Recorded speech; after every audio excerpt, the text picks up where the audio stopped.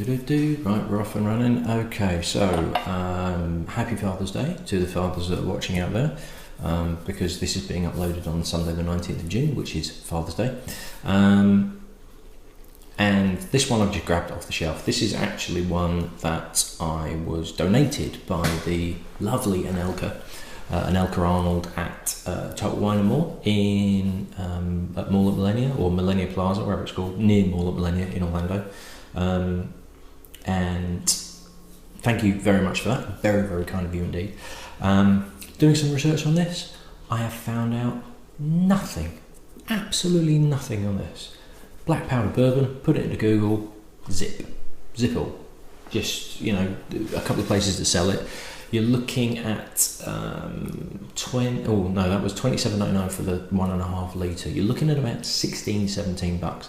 Now, this looks to be the only thing I could find out about this is this comes from a company called the Levecke Corporation, or Levecke Corporation, which looks to be a company that are based in California, that essentially make own label drinks products of one form or another. So they're obtaining stock from somewhere and they're bottling and labelling it up as own label brands. So I thought, right, well, this must be an own label to Total Wine & More, because I can't, it seems to have come from a company that specialise in own label whiskies, own label products. But there's also, if you literally Google black powder bourbon, it comes up with Ace Spirits, which is a shop in Minnesota that sell it. So it can't be own label just to Total Wine & More, unless, and the other thing I think of is that Ace Spirits are like a subsidiary of the Total Wine & More estate. So they're actually they say they're an independent, but they're actually partly owned, or they're owned by Total Wine & More. That's the only possible thing I can think of. That's it, information-wise.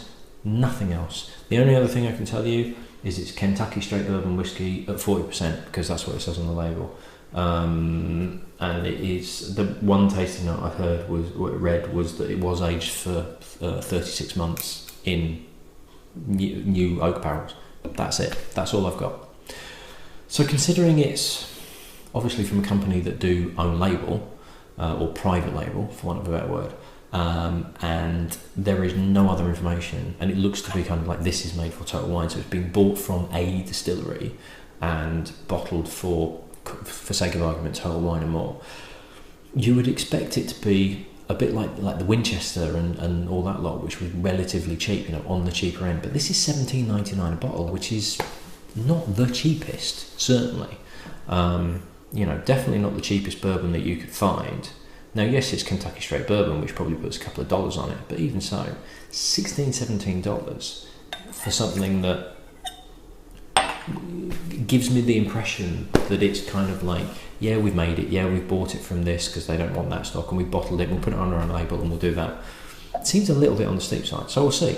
Now, this isn't Terra Pure or anything like that, so this doesn't have that weird using science and oxidation and ultrasonic energy to age it quicker or anything like that. This looks to be, they have bought stock, Levecke have bought stock from a distillery in Kentucky, who knows, and have bottled up, and it's a Kentucky Straight Bourbon, so it's aged for over 2 years, but this one's actually 3. That's it. That's all I've got. So let's see what the whiskey's like, because I have no idea about anything else. I haven't even put any pictures up on this, because that's the bottle.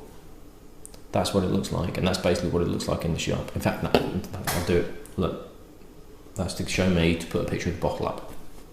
That's it, that's all I've got. I'm not going to put California, because they're not distilling it there. I'm rambling because I'm trying to fill time.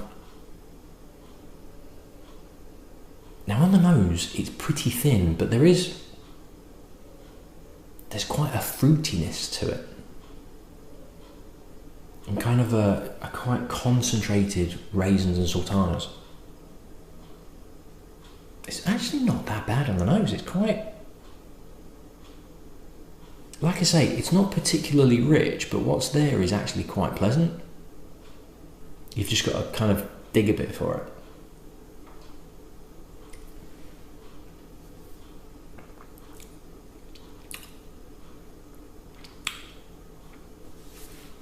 that concentrated raisin is there right at the start. It really is like jamming a little pack of sun-made raisins in your mouth and taking a big old chew, and all this juicy raisininess is coming out. And then that kind of disappears quite quickly, and this little bit of heat arrives and sort of prickles around your mouth. It's like a kind of like a little bit of heat just kind of like runs around the side of your mouth and then goes away.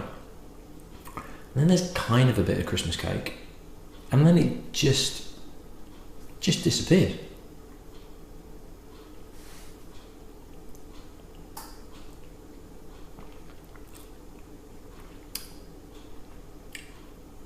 It's like juicy, bit of heat, bit of Christmas cake, a little bit of toffee, kind of like slightly burnt toffee. Bugger all on the finish. It's pleasant enough, to be honest. And it's actually very smooth. It's very, very smooth and very easy to drink. And it's not a thin, easy to drink in terms of, what was on I had the other day? There's been a couple of, like ancient age and early times, where they're really cheap bourbon and there's not a lot to it at all, but it's drinkable. This has got a bit more to it. This has got a bit more flavour and a bit more interest, but it's still very, very easy to drink. So yes, I could understand a few extra dollars on top of it. I mean, the Ancient Age was what, $12 a bottle? An extra $5 for this? Yeah, okay, I'll give it that. I'll give it that, to be fair.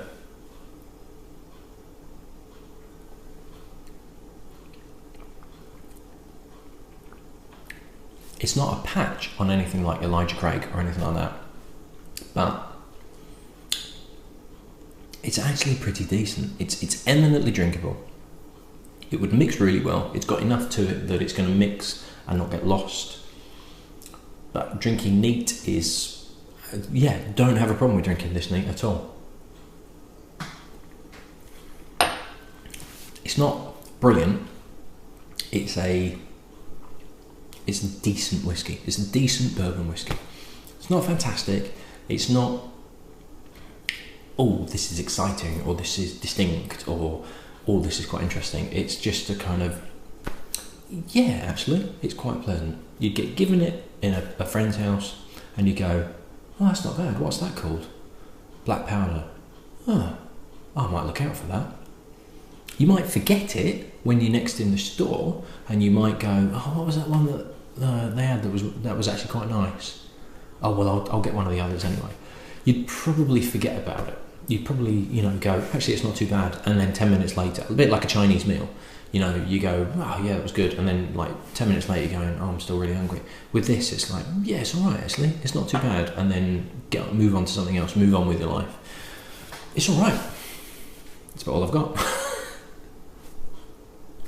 It's not actually that bad. I wouldn't go out searching for it. But if somebody had it in their liquor cabinet and it was the only bourbon that they'd got, I wouldn't turn my nose up at it, and I wouldn't go, oh, have you got anything else? I'd be like, yeah, it's all right, I'll have that, that's fine, I'll drink that, that's not a problem. I'm not going to get upset by drinking it. So yeah, it's about as middle of the road of bourbon as you can get, which is not a bad thing. I am not putting this bourbon down. I'm not raving about it, but I'm not saying it's a bad bourbon, because it's not, to be perfectly honest. It's just, yeah, it's good. That's about it. I'll see you in the next one. Bye.